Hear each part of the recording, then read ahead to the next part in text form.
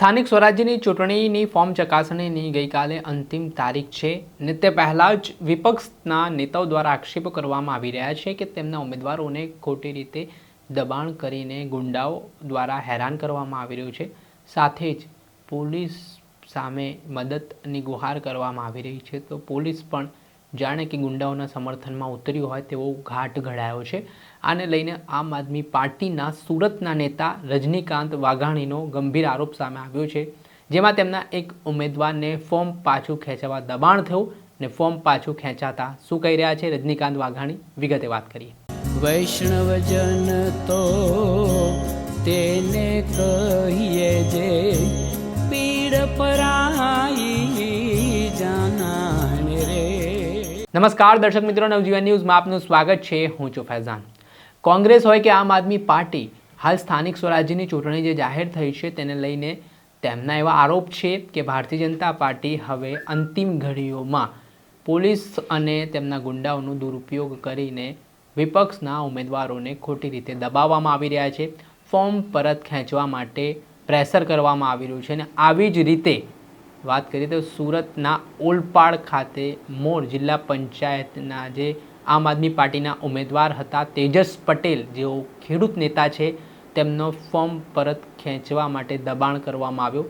ને જે રીતે આમ આદમી પાર્ટીના નેતા રજનીકાંત વાઘાણીના આરોપ છે તે મુજબ તેજસ પટેલને કેટલાક શખ્સો બળજબરીપૂર્વક કારમાં બેસાડીને લઈ ગયા, તેમનું અપહરણ કરવામાં આવ્યું, ધાકધમકી આપવામાં આવી.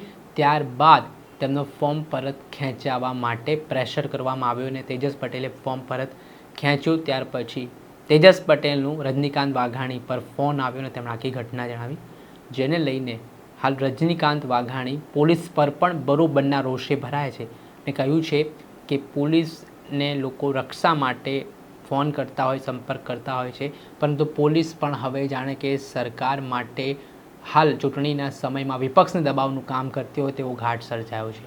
પહેલાં આપણે સાંભળી લઈએ આમ આદમી પાર્ટીના નેતા રજનીકાંત વાઘાણીના ગંભીર આરોપોને. નમસ્કાર, હું રજનીકાંત વાઘાણી, સુરત લોકસભા પ્રમુખ, આમ આદમી પાર્ટી. ગઈકાલે સોશિયલ મીડિયાના માધ્યમથી સુરત શહેર મહિલા પ્રમુખ નીતાબેન પટેલનું રાજીનામું મળ્યું અને એ રાજીનામાની અંદર જે ઉલ્લેખ કર્યો હતો એમાં એવું જણાવેલું હતું કે આ પાર્ટીની અંદર મહિલાઓની વાત સંભળાતી નથી કે બહેનોનું સન્માન જળવાતું નથી. મારે માનનીય નીતાબેન પટેલને કહેવું છે કે બેન, આમ આદમી પાર્ટીએ શું આપવામાં બાકી રાખ્યું?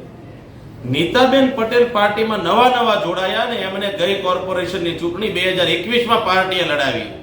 ત્યારબાદ તેમને છેલ્લા 6 વર્ષથી પાર્ટીએ સુરત જેવા શહેરના મહિલા સેલના પ્રમુખ બનાવ્યા.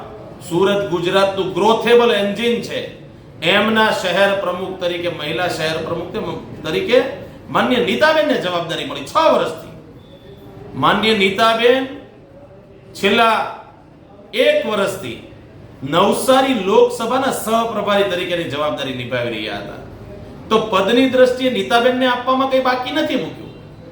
વિશેષ આમ આદમી પાર્ટીએ ગુજરાતની અંદર અને એમાંય સુરતની અંદર ખાસ કરીને આટલા વર્ષોમાં 35 વર્ષનો ઇતિહાસ થઈ ગયો કે વિપક્ષ તરીકે કોઈ મહિલાને જવાબદારી આપી હોય તો એ ફક્ત ને ફક્ત આમ આદમી પાર્ટી આપી છે.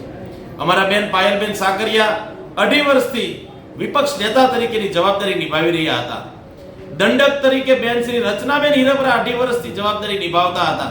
એમની પહેલા ભાવનાબેન સોલંકીને આમ આદમી પાર્ટીએ મહિલા હતા, એમને તે દંડકની જવાબદારી આપી હતી. પદ આપવાની દ્રષ્ટિએ ચાહે સંગઠન હોય કે ચાહે એડમિનિસ્ટ્રેશન ડિપાર્ટમેન્ટ હોય, આમ આદમી પાર્ટી મહિલાઓને હંમેશા આગળ કરી રહી છે. અરે તમે જુઓ, દિલ્હીની અંદર અમારા મુખ્યમંત્રી આતિશીજી હતા, એક મહિલા હતા. એટલે કે અમે મહિલાઓને નેતૃત્વ આપવામાં ક્યાંય પાછી પાની નથી કરતા. પણ ચૂંટણી છે, ચૂંટણી સમય સ્વાભાવિક છે કે એક સીટ ઉપર એકને ટિકિટ આપી શકાય, એક કરતા વધારે વ્યક્તિઓને તો ટિકિટ આપી ન શકાય. નીતાબેને એવો આરોપ મૂક્યો છે કે ઓબીસી સમાજની બહેનો સાથે, અમારી સાથે ખૂબ અન્યાય થયો. અરે બેન, મારે નીતાબેનને કહેવું, જરા કાગળમાં લિસ્ટ જુઓ. સુરત શહેરની અંદર આમ આદમી પાર્ટીએ જેટલી ટિકિટો આપી છે એમાં જે કેટેગરી છે એ પ્રમાણે ટિકિટ અપાય છે. જનરલ સીટ ઉપર જનરલ બહેનોને ચૂંટણી લડાવી છે, ઓબીસી સીટ ઉપર ઓબીસી બહેનોને ચૂંટણી લડાવી છે. પણ તમને પોતાને ટિકિટ નથી મળી એટલે દુખે છે પેટમાં ને કૂટો છો માથું. તમને પાર્ટીએ આટલી બધી જવાબદારી આપ્યા પછી તમને ટિકિટ ન મળે એટલે એટલું બધું દુઃખ લાગી ગયું કે પાર્ટીનું તમે નેતૃત્વની સામે ગમે એવી વાતો કરવા મળ્યા, રૂપિયા આપીને ટિકિટો આપવાની વાતો કરવા મળ્યા, તમે સંગઠનમાંથી રાજીનામા આપવા મળ્યા, ઓય બાપલિયા કરવા મળ્યા. નીતાબેન, આમ આદમી પાર્ટી એ તમામને જગ્યા આપનારી પાર્ટી છે, તમામ સામાન્ય વર્ગ માટેની પાર્ટી છે. તમને એક ટિકિટ ન મળે ને આટલું બધું દુઃખ લાગી ગયું તો મને એવું ચોક્કસ લાગે છે કે તમારી લડાઈ ફક્ત ટિકિટ માટેની હતી. જો તમારી લડાઈ આ ભ્રષ્ટ ભાજપની સામેની હોતે તો તમે પાર્ટીમાંથી રાજીનામું નહીં આપતે.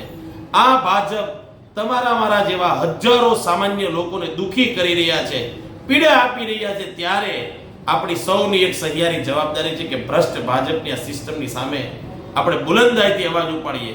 પણ ના, તમે એવું કશું નથી વિચાર્યું. તમે તો ટિકિટ વાંચુક છો. ટિકિટ તમને ન મળે એટલે આમ આદમી પાર્ટીની શીર્ષ નેતૃત્વ ઉપર, શહેરના પદાધિકારીઓ ઉપર કાદવ ઉછાળવાની જે તમારી રાજરમત છે ખુલ્લી પડી ગઈ છે. આમ આદમી પાર્ટીએ તમામ સીટો ઉપરથી મહિલાઓને ટિકિટો આપી છે, ચૂંટણીના મેદાનમાં ઉતાર્યા છે અને સુરતની અંદર આગામી સમયની અંદર આમ આદમી પાર્ટીના મેયર બનવા જઈ રહ્યા છે. ત્યારે નીતાબેન કે એમની સાથે જે વ્યક્તિઓએ પાર્ટીમાંથી રાજીનામું આપ્યા છે એ લોકોએ કરેલી વાત તદ્દન પાયાવિહોણી છે.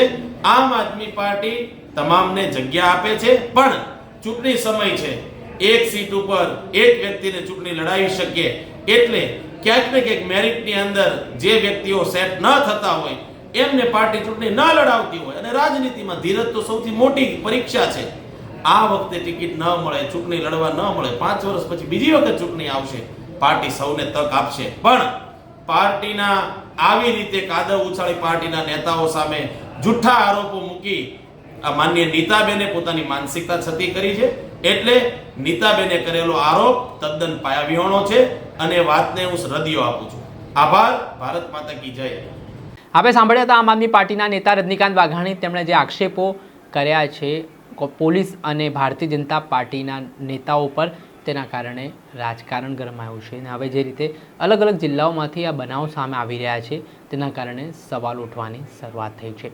દર્શક મિત્ર, આવા જ નવા વિડીયો સાથે આપને માહિતગાર કરતા રહીશું, એટલે નવજીવન ન્યૂઝ જોતા રહો.